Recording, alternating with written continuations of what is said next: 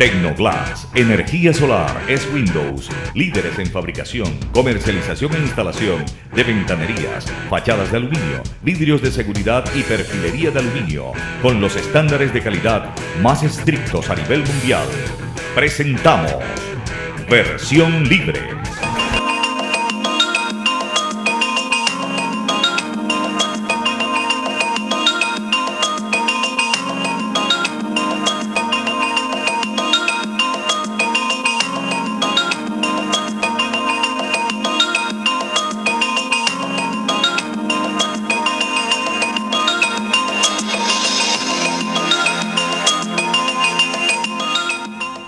¿Qué tal, amigos? Buenas noches, bienvenidos a Versión Libre.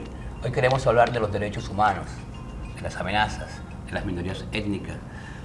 ¿Cómo ha evolucionado el país o en qué condiciones están los derechos humanos en nuestra nación? Hemos invitado al defensor de derechos humanos, José Humberto Torres. Muy buenas noches, doctor. Buenas noches, José, a ti y a toda tu audiencia. Es primera vez que está acá con nosotros, ¿cierto? Sí, es la primera vez.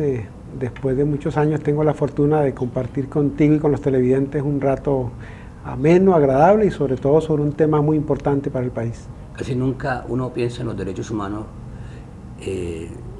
como tal, sino pues casos específicos, pero la política de derechos humanos es un tema que hay que tratar porque es un tema que a todos nos afecta, ¿cierto? Sí, fíjate que Colombia tiene el honor, dijéramos, el privilegio de ser de los pocos países del mundo en que su marco constitucional tiene toda la gama de derechos habidos y por haber. Tenemos derechos económicos, sociales y culturales, derechos civiles y políticos, derechos del medio ambiente e incluso una parte muy importante sobre el tema del derecho internacional humanitario, de tal suerte que nuestra constitución política y las modificaciones posteriores han enriquecido bastante el tema, por lo menos en el papel, de lo que son los derechos humanos en Colombia, y por supuesto que hay que comparar ya el tema de lo que está arreglado, lo que está regulado en el papel con la realidad. ¿La aplicación de lo que está en el papel ha ido en progreso o está estancada de la Constitución del 91? Bueno, ha sido muy difícil, hay que rescatar avances. Por ejemplo, puedo decir que la acción de tutela es prácticamente el derecho que más utiliza la gente, la garantía que más utiliza para hacer efectivos sus derechos. Ese fue un avance muy importante y en eso la gente ha ido, ya dijéramos, desjudicializando el tema. ¿Qué quiere decir esto? Decir que no requiere de un abogado, sino que ya la gente ha ido manejando. Uno ve médicos, sociólogos, enfermeras, trabajadores sociales, personas de cualquier disciplina presentando acciones de tutela, incluso personas que no tienen formación académica, lo cual significa que hemos avanzado en la utilización de esos mecanismos. Lo que no hemos avanzado es en hacer realidad esos derechos que están consagrados en la Constitución. En materia de derechos humanos, que tienen que ver con la vida ya, las amenazas, al dejar de existir el DAS, ¿quién asume la protección de la vida de los amenazados? Sí, hemos tenido una dificultad muy grande porque el tema de los atentados contra la vida de defensores de derechos humanos, líderes, lideresas sociales y sindicales ha sido un tema que ha sido objeto de discusión a nivel nacional e internacional. El TLC estuvo parada su firma con Estados Unidos durante muchos años justamente por ese tema de la no garantía. En cuanto a los sindicalistas, el TLC con Europa también sufrió, por supuesto, retrasos en su discusión y en su posible firma justamente por el tema de no garantizar los derechos a la vida. Cuando desaparece el DAS, hoy DAS en supresión, lo que le proponemos al gobierno en la Mesa Nacional de Garantías es crear una unidad nacional de protección que asuma una responsabilidad que es estatal. El gobierno traía la tesis de que podía endosarle esa responsabilidad a los particulares y contrató con empresas privadas, en este caso Vice, la protección de muchas personas. Nosotros le hemos dicho al gobierno, esa es una responsabilidad que el gobierno no puede endosarle a los particulares, es una responsabilidad constitucional y por tanto debe asumirla. Y en ese sentido lo que hizo el gobierno fue que el año pasado, después de una discusión larga que tuvimos con él, aprobó un decreto que es el 4912 del 26 de diciembre del 2011, en el que recoge en uno solo los 8 programas de protección que habían. Y entonces hoy el único programa de protección que hay es el que dirige la Unidad Nacional de Protección, excepto 2 programas. el de la protección a testigos de la Fiscalía y el de los testigos de la denominada Ley de Justicia y Paz, que es la Ley 975. Así de que tenemos entonces hoy ya unificado un solo programa, y es el Estado, a través de esta unidad adscrita al Ministerio del Interior, que hoy garantiza, por lo menos en el papel, el tema de la vida de las personas que han sido amenazadas. Sí, hay una respuesta del gobierno inmediata frente a las amenazas.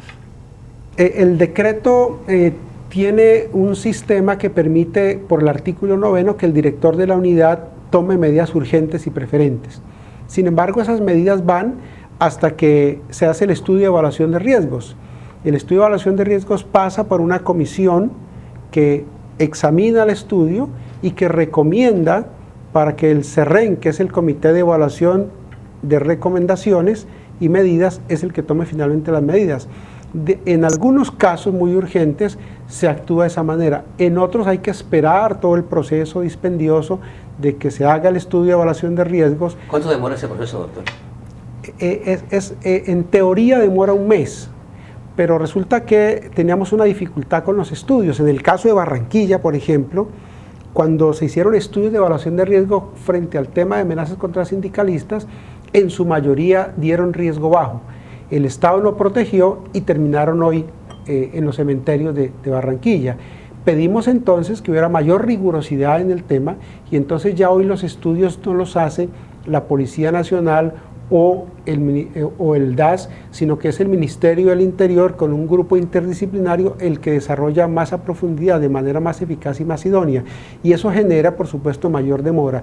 En teoría debe demorar un mes, pero hay casos en los que demora mucho más, y para esas demoras, por esa razón se creó justamente ese artículo 9 del decreto, que permite que el director de la unidad, hoy el doctor Andrés Villamizar, hijo de Maruja Pachón de Villamizar, de Alberto Villamizar, que fueron secuestrados los dos en su época, sea el que defina de manera urgente qué medidas toma mientras está el estudio de evaluación de riesgos y el CERREN adopta medidas. Mire, es que en el tema de las amenazas, la gente, uno queda aterrado cuando se denuncia una amenaza, le preguntan qué marca de carro, en qué marca de carro se moviliza, qué placas es el carro en el que se moviliza, a qué hora sale, a qué hora llega, a qué hora desayuna. Pareciera que quisieran desentrañarle toda la información y uno sabe qué van a hacer con esa información. Sí, lo grave de eso es que el Estado coloca al ciudadano a hacer las tareas que le corresponden al Estado. ¿A quién le corresponde investigar? A la Fiscalía. ¿A quién le corresponde establecer responsabilidades penales? A la Fiscalía. Sin embargo, pretende la Fiscalía y ahora la Unidad de Protección en muchos casos que uno prácticamente lleve la investigación terminada para que solamente tomen decisiones. En el Departamento del Atlántico tenemos el 98.9% de impunidad en el tema de amenazas. No ha habido todavía un solo proceso penal en el cual con éxito se haya llegado a los perpetradores de las amenazas. Les coloco un ejemplo. El 9 de diciembre, por ejemplo, recibimos un correo electrónico en que 10 defensores de derechos humanos fuimos amenazados. Ustedes cubrieron justamente esa mala noticia. Pero de alguna manera entregamos a la Fiscalía desde el año pasado las direcciones IP desde donde se nos amenazó, y hoy no hay resultados. Y uno se queda aterrado con un tema como este. Cuando amenazaron a los hijos del presidente Uribe a través de un correo electrónico, inmediatamente encontraron la dirección IP, el computador desde donde se efectuaron las amenazas, y se procesó y detuvo a la persona que hizo las amenazas. En este caso, que son las mismas circunstancias desde el punto de vista técnico, no hemos tenido los mismos resultados. Eso significa entonces que aquí seguimos existiendo ciudadanos de primera, segunda y tercera clase en todo, incluso en el tema de las investigaciones penales. Se ha sorprendido a mucha gente aquí alrededor del noticiero tomándole fotos a los vehículos de acá. Y no ha habido resultados tampoco en esas investigaciones. ¿Quién está detrás de las fotografías ni por qué las hacen? ¿Qué buscan? Y sobre todo un tema, si tú entregas una fotografía, una filmación de personas que están tomando fotografías, que están haciendo seguimiento a la actividad de ustedes los periodistas, se supone que inmediatamente se debe establecer en la hoja de vida del vehículo de quién es el vehículo. Hay mucha gente amenazada en el Atlántico, en la costa Caribe. Tenemos 249 amenazas en todo el país, y de esas 249, 15 son en Barranquilla. Tenemos 49 homicidios perpetrados durante el 2011 contra defensores de derechos humanos, y por lo menos 4 son en el Caribe colombiano. Eso demuestra que nosotros seguimos siendo una región en la que la amenaza, en la que el riesgo es inminente por la labor que desarrollan defensores y defensoras de derechos humanos, líderes y lideresas sindicales. ¿Cuánta gente hay protegida en la costa caribe como respuesta a sus amenazas? Somos el país en América Latina con mayor número de medidas cautelares solicitadas, pedidas por el Sistema Interamericano de Derechos Humanos. Y en el caso del Caribe colombiano, tenemos desde Córdoba hasta La Guajira personas protegidas, y personas protegidas con esquemas duros.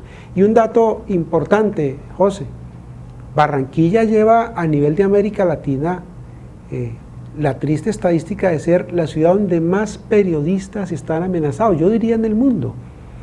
Hace un año hablé con la relatora de libertad de expresión en la Comisión Interamericana, la doctora Catalina Botero, del tema, y le decía cómo es posible que en Barranquilla hayan 26 periodistas amenazados. Eso no se ha visto ni siquiera en los países donde el conflicto armado interno o internacional es mucho más agudo, y aquí tenemos también justamente el primer lugar en ese tipo de amenazas contra periodistas. Tenemos periodistas que han perdido totalmente su privacidad porque han tenido que someterse justamente a recibir un esquema de protección cuando se supone que quienes desarrollan y quienes fortalecen la democracia son los periodistas.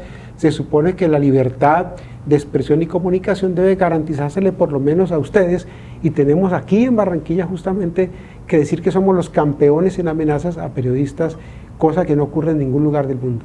Hacemos una primera pausa y ya continuamos con el doctor José Humberto Torres, exdefensor del pueblo y defensor de derechos humanos.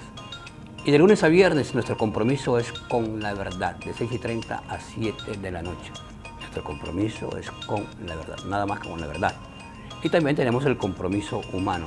Todos los meses, a la persona que lo requiera, le vamos a hacer entrega de una silla de ruedas. Ya volvemos. Cocrediyá le ofrece a sus asociados créditos a bajos intereses hasta por 20 millones de pesos en Sucre, Bolívar y Atlántico. Los pensionados y docentes son nuestros mejores amigos. Cocrediyá ya puede contar con nosotros. Y en Lugo Speedway le ofrecemos alarmas, forros, audios, bloqueos, pijamas, reparación de vidrios, elevavidrios, accesorios, polarización de apartamentos, oficinas y vehículos, overhaul. También elaboramos sus botes. Estamos en la calle 74, número 4367, donde Georgie Pérez, el hombre de la fina atención, Speedway. Tecnoglass, energía solar es Windows. Lo invita a un corte comercial.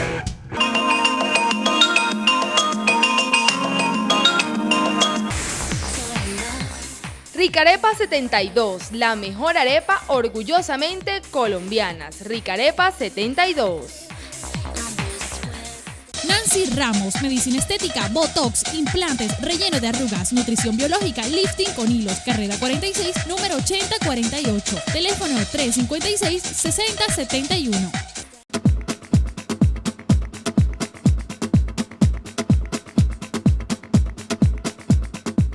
Sala de Belleza y Estética Piclau. Estamos para embellecer. Silverio en la Olla, los mejores sancochos de asados de Barranquilla. Servicio a domicilio. Silverio en la Olla, sábados, domingos y festivos. Tecnoglass, energía solar es Windows. Líderes en fabricación, comercialización e instalación de ventanerías, fachadas de aluminio, vidrios de seguridad y perfilería de aluminio. Nuestros estándares de calidad cumplen con las normas más estrictas a nivel mundial. Aquí Alejo, comidas rápidas, el punto del sabor en la calle 85 entre carrera 45 y 46, servicio a domicilio. Pescadería Mar Azul, productos tan frescos como el mar, venta de pescados y mariscos al por mayor y de tal, calle 10, número 4488, domicilios 344-5101, aceptamos todas las tarjetas de crédito. Pescadería Mar Azul.